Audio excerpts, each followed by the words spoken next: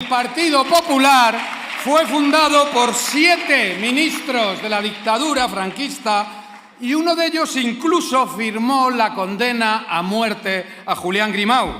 Han votado en contra de todas las iniciativas para condenar al franquismo presentadas en el Pleno del Congreso.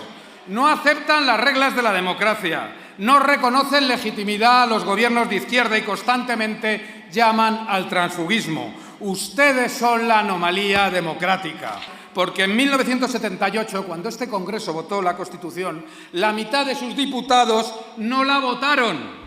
Para el PP, España siempre está rompiéndose con el tripartito en Cataluña, con el gobierno de Zapatero, con la aprobación del Estatut, con la moción de censura a Rajoy, por la formación del gobierno de progresistas.